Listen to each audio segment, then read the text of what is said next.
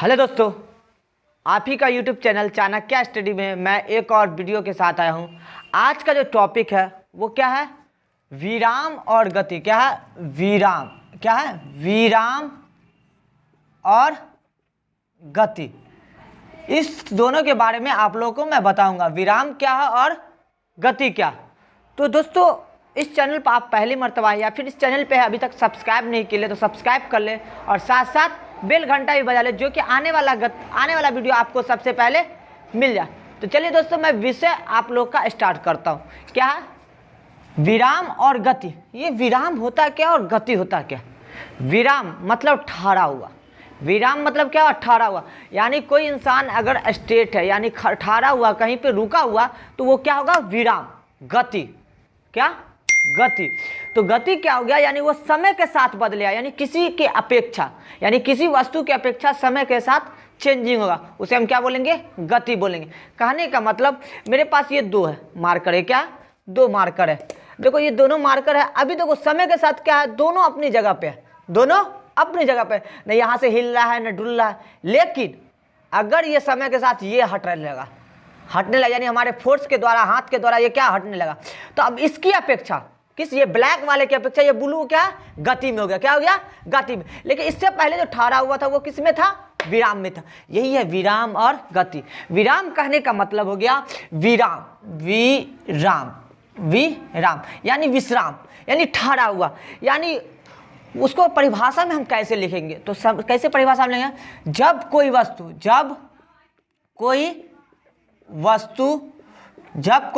वस्तु समय के साथ, जब कोई वस्तु अन्य वस्तु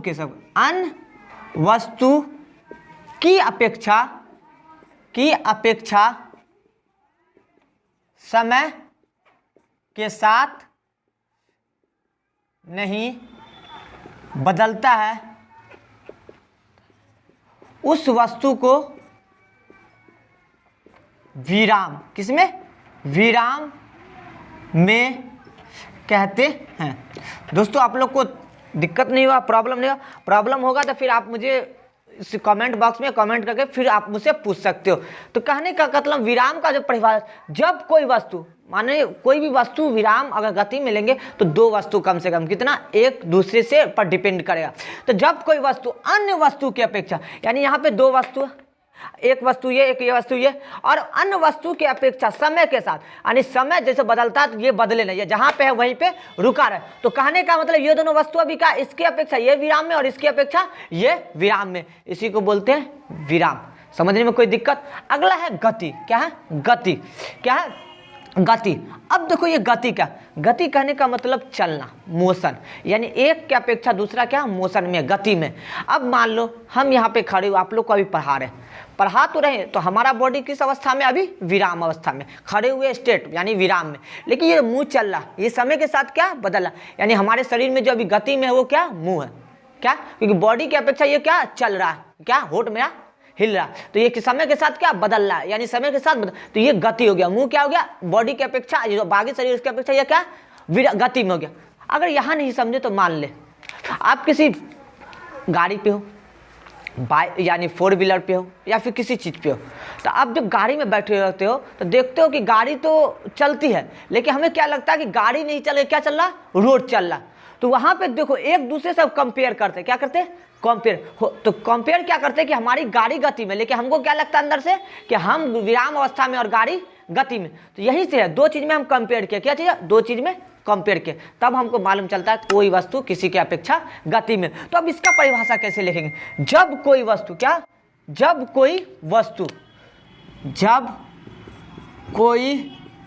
वस्तु अन्य वस्तु की अपेक्षा समय के साथ, क्या? समय के साथ बदलता है, तो उस वस्तु को विराम में कहते हैं। किस में कहते हैं? विराम में कहते हैं। यहां तक समझने में कोई दिक्कत? अब देखो विराम का उस वस्तु को किस बोलते हैं? गति में। किस में? गति में कहते हैं। यानी समय के साथ चेंजिंग ऑफ टाइम, अगर चेंजिंग ऑफ टाइम यानी टाइम चेंज होगा तो समझ जाना, यानी एक वस्तु दूसरे अपेक्षा ले रहा है और समय के साथ बदल रहा है तो वो गति में है, और जब वो समय के साथ नहीं बदलेगा तो वो विराम अवस्था में होगा। यानी विराम का मतलब कि ठहराव, यानी समय के साथ वो कोई चेंजिंग नहीं कर, वो जहाँ पे है वहीं पे है।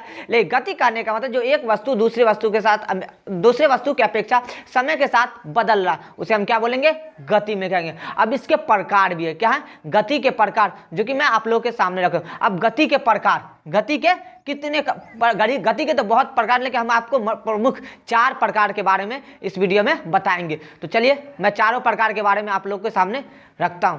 क्या है, रैखिक गति।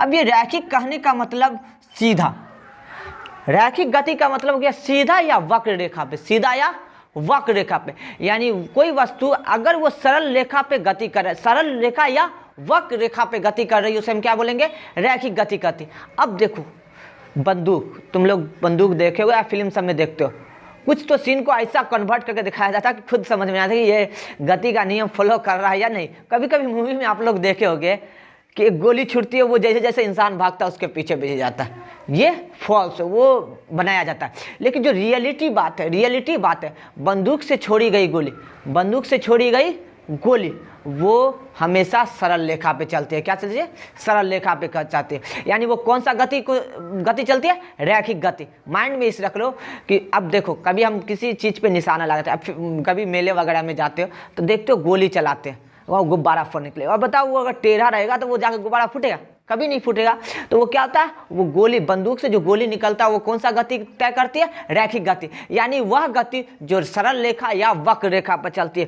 कहने का रैखिक गति किसे कहते हैं, वह वस्तु की वह गति, वस्तु की वह गति जो किस रेखा पर, सरल रेखा पर चलती है, उसे रैखिक गति क्या कहते हैं, क्या कहते हैं, कौन गति कहते हैं, रैखिक गति कहते हैं। अब देखो जैसे, अब हमको जैसे लिखना है, क्या लिखना है, जैसे। अब जैसे में हम लिख देते क्या, बंदूक से छोड़ी गई गोली, और एक एग्जांपल देता है ढालू, ढालू पर सरकता हुआ बालक, ढालू पर सरकता हुआ बालक।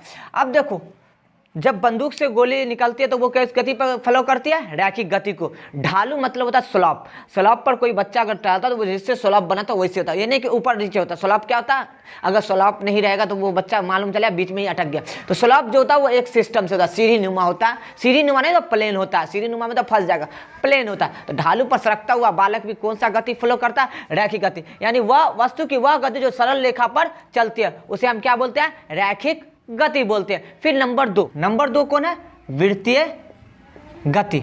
अब देखो ये वृत्तीय गति क्या, वृत्तीय गति आप जानते हो, वृत्तीय, वृत्त यानी वृत्त जो बनता है वो गोलाकार होता है। क्या होता है, गोलाकार। यानी वह गति जो वृत्त के परिधि पर हो, वृत्त के परिधि पर, यानी एक सेंटर पॉइंट होगा, सेंटर पॉइंट होगा और इसके इस पथ पे, यानी इस पथ पे गति करता, उस गति को क्या बोलेंगे, वृत्तीय गति बोलेंगे। मान लो जानते भी हो आप लोग इस सूर्य, सूर्य का परिक्रमा कौन करता, सूर्य। अब इसको हम सूर्य मान लें और ये क्या हो गया, पृथ्वी। क्या हो गया, पृथ्वी। तो सूर्य के चारों ओर, सूर्य के चारों ओर पृथ्वी गति करता है। किस गति करता है, वृत्तीय गति। कौन सा गति करता है, वृत्त, यानी वृत्त के परिधि पर गति करता है। तो कहने का मतलब यह गति कौन सा गति कहलाएगा, वृत्तीय गति कहलाएगा। यानी वैसी गति, वस्तु की वह गति, वस्तु की वह गति, वस्तु की वह गति जो वृत्त के, वृत्त पर या वृत्त के परिधि, क्या, परिधि, या फिर आप लिख सकते हो वृत्त पर, वृत्त पर चलती है, उसे कौन सा गति कहते हैं, वृत्तीय गति कहते हैं। कौन सा गति कहते हैं, वृत्तीय गति कहते हैं।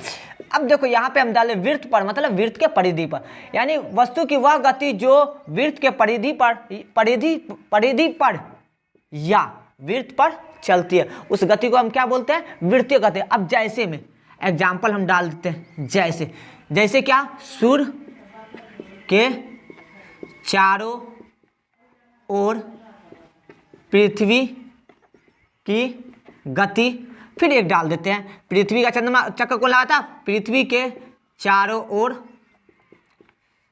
चंद्रमा की गति। समझने में कोई दिक्कत कि वृत्तीय गति किसे कहते हैं, यानी वस्तु की वह गति जो वृत्त के परिधि यानी वृत्त पर चलती है, उस गति को क्या बोलते हैं, वृत्तीय गति बोलते हैं। एग्जाम्पल में हम बता दिए हैं कि सूर्य के चारों ओर पृथ्वी की गति और पृथ्वी के चारों ओर चंद्रमा की गति। ये गति क्या है, दोलनी गति। अब ये जो गति होता है ये क्या होता है, दोलनी गति वैसा गति जो एक निश्चित बिंदु के आगे पीछे करता है। कभी आप नाव के झूले को देखे होंगे, वो नाव का झूला कुछ एक वो देखना स्टैंड लगा रहता है, वो आगे जाता है फिर वो पीछे करता है, यानी एक निश्चित बिंदु क्या था वो आगे पीछे करता है। ये गति कौन सी गति कहलाती है, दोलनी गति कहती है। यानी वह गति जो एक निश्चित बिंदु के आगे पीछे करता है, यह गति दोलनी गति कहलाता है। क्या कहता है, दोलनी गति कहलाता है। जैसे में हम लिख देते हैं, जैसे क्या, झूले की गति, जैसे में क्या लिख दिया, झूले की गति, झूले की आवर्त गति। ये आवर्त गति क्या है, आवर्त गति क्या है, आवर्त गति।